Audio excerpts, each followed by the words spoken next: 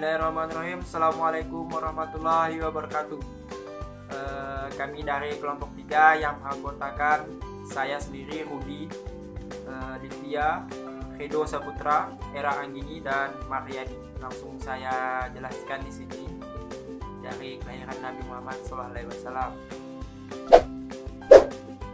Nah, langsung saja saya membahas kelahiran Nabi Muhammad. Nabi Muhammad lahir pada hari Senin tanggal 20 April 570 Masehi. Nah, beliau berasal dari suku Bani Hashim yang sangat terpandang di Mekah. Nah, di Mekah ini merupakan pusat dunia yang bersejarah. Dan ayah beliau bernama Abdullah. Ayah beliau wafat sebelum Nabi Muhammad SAW lahir. Nah, nama ibunya adalah Aminah, dan ibunya meninggal ketika Nabi Muhammad baru berumur 6 tahun.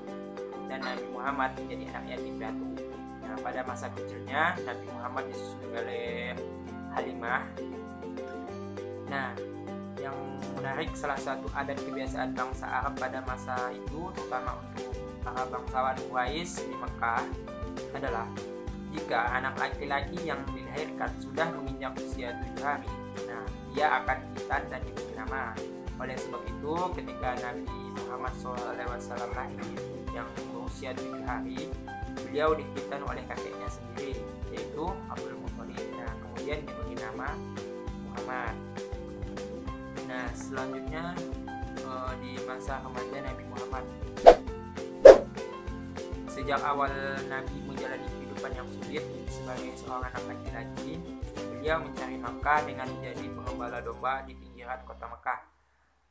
Selain itu, beliau juga bekerja sebagai buruh biasa. Sebagai pekerja biasa, kadang Nabi Muhammad bergabung dengan kafilah pedagang lain dan pergi ke negeri-negeri jauh. Nah, ketika usianya bertambah dewasa, Nabi mulai memperhatikan kekejian, keyakinan yang keliru dan takhayul-takhayul yang ada di sekitarnya. Dan beliau melihat bahwa orang-orang Arab telah terjatuh dalam kesombongan, kemunafikan, dan keyakinan yang sesat. Orang-orang mulai menyembah berhala, bebatuan, dan binatang. Saya akan melanjutkan ke poin berikutnya, yaitu poin ketiga, tentang pernikahan Nabi Muhammad dengan Khadijah. Pada usia 25 tahun, Nabi Muhammad menikah dengan seorang janda kaya raya yang berumur 40 tahun dari kaum Quraisy yang bernama Khadijah. Tidak ada yang menyangka bahwa Nabi Muhammad dan Khadijah bisa bertemu dan menikah. Setelah menikah, Nabi Muhammad pindah dari rumah pamannya, yaitu Abu Thalib, ke rumah istrinya, yaitu Khadijah. Setelah menikah dengan Muhammad, kekayaan Khadijah menjadi semakin besar karena perniagaannya yang semakin maju dan keuntungan yang diperoleh semakin banyak. Kekayaan yang begitu besar itu digunakan untuk membantu orang-orang yang kekurangan. Walaupun Nabi Muhammad dan istrinya begitu kaya, tetapi mereka menjalani hidupnya dengan secara sederhana, tidak ingin berfoya-foya, bahkan bermegah-megahan. Baiklah, lanjut ke poin berikutnya, yaitu poin keempat, poin terakhir, tentang Nabi Muhammad SAW diangkat menjadi Rasul. Ketika Nabi Muhammad melihat keyakinan manusia yang begitu keliru tentang Allah, beliau begitu muak, dan beliau sering menyendiri dan sering pergi ke Gua Hira untuk khusyuk beribadah kepada Allah Subhanahu wa Ta'ala. Ketika Nabi Muhammad berumur 40 tahun, Allah melimpahkan kenabiannya melalui malaikat Jibril dan menyuruh Nabi Muhammad untuk membaca. Meskipun Nabi Muhammad tidak dapat membaca bahkan menulis, dan segeralah turun wahyu yang artinya tiada Tuhan selain Allah dan Muhammad utusan Allah.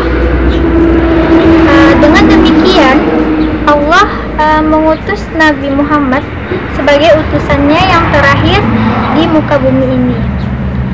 Dan seperti dalam firman Allah Quran surah Al-Ahzab ayat 40, ayat ini menegaskan bahwa Nabi Muhammad merupakan utusan Allah yang terakhir dan mewahyukan Al-Quran kepada Nabi Muhammad untuk disampaikan kepada seluruh umat manusia. Di sini saya membahas bab 2 bagian B tentang Islam pada masa Nabi Muhammad SAW di Mekah. Mekah atau Makkah Al-Mukarramah Arab atau disingkat dengan Mekah merupakan sebuah kota utama di Arab Saudi. Kota ini menjadi tujuan utama kaum muslimin dalam menunaikan ibadah haji, di mana pada kota ini terdapat sebuah kota utama yang bernama Masjidil Haram dengan Ka'bah di dalamnya. Bangunan Ka'bah ini yang menjadi patokan arah kiblat untuk ibadah salat umat Islam di seluruh dunia. Dan pada kota suci umat Islam ini lahir seorang junjungan kita, yaitu Nabi Muhammad SAW. Perkembangan kota ini tidak terlepas dari keberadaan Nabi Ismail dan Hajar sebagai penduduk utama kota ini, yang ditempatkan Ibrahim atas perintah Allah Subhanahu wa taala. Pada perkembangannya muncul orang-orang Jahrum yang akhirnya menetap di sana, dan pada masa berikutnya kota ini dipimpin oleh Quraisy yang merupakan kabilah atau suku utama di Jazirah Arab. Karena memiliki pemeliharaan terhadap Ka'bah ini terkenal dalam bidang perdagangan, bahkan pada masa aktivitas itu mereka terkenal hingga Damaskus, Palestina, dan Afrika. Kepala kabilah Quraisy pada saat itu adalah kakek Nabi yang bernama Abdul Muthalib, yang pada tahun 570 Masehi lahir seorang nabi akhir di sebuah kota itu, serta ia besar di sana. Saat Nabi menerima wahyu pertama dari Allah, namun ajaran yang disampaikan Nabi tersebut ditolak oleh kaum yang pada saat itu masih berada dalam kegelapan pemikiran, sehingga membuat Nabi berpindah ke Madinah. Dan pada saat itu mereka masih menyembah patung-patung atau yang sering disebut dengan berhala. Setelah 3 tahun Nabi berdakwah secara diam-diam, Nabi diperintahkan Allah Subhanahu wa taala untuk berdakwah dengan terang-terangan yang terdapat dalam Al-Quran surah Al-Hijr. Maka sampaikanlah olehmu secara terang-terangan segala apa yang diperintahkan padamu, dan berpalinglah dari orang-orang musyrik.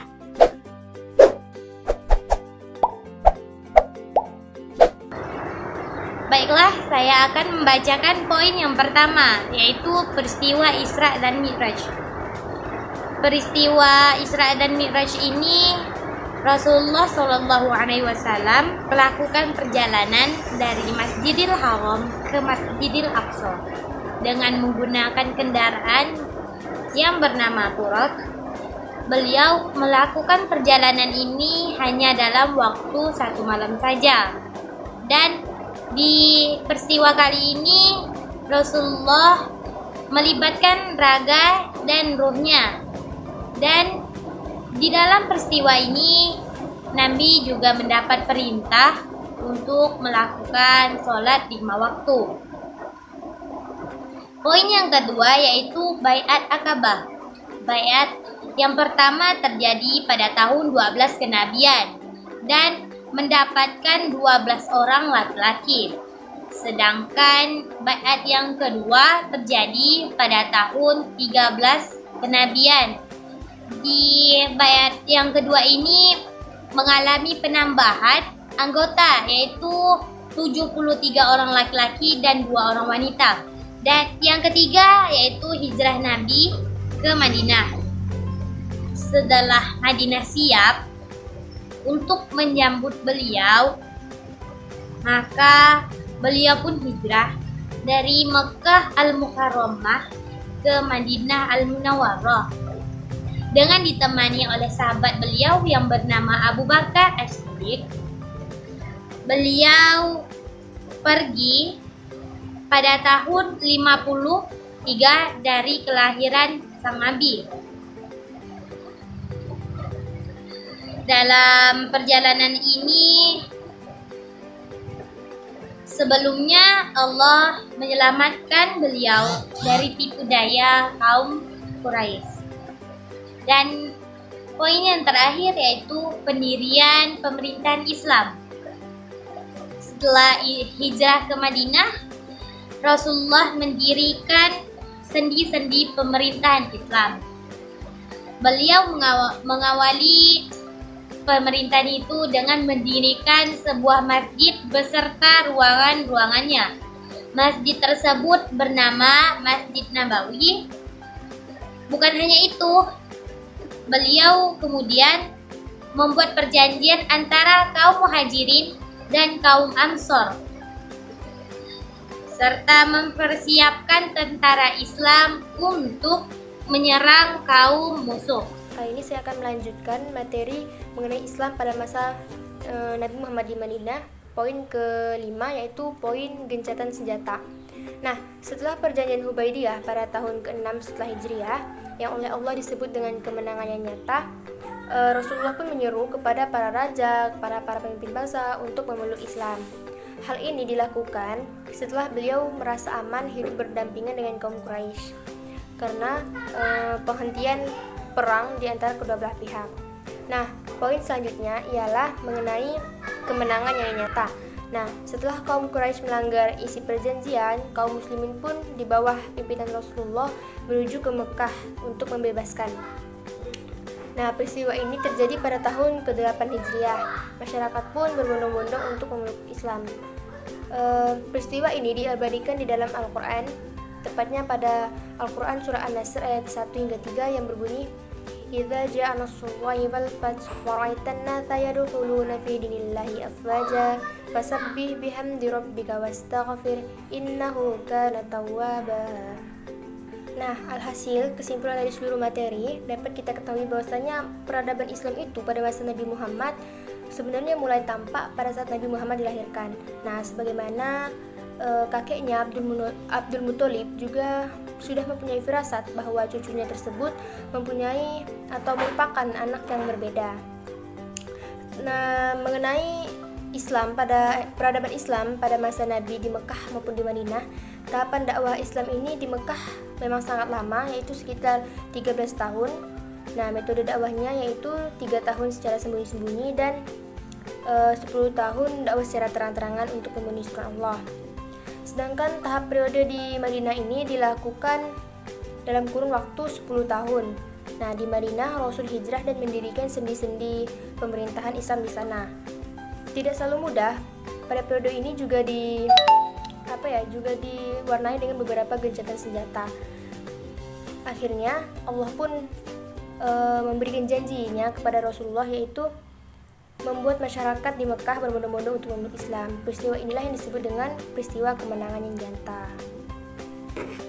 Mungkin hanya itu saja yang dapat kelompok kami sampaikan. Kurang lebihnya kami mohon maaf. Wassalamualaikum warahmatullahi wabarakatuh.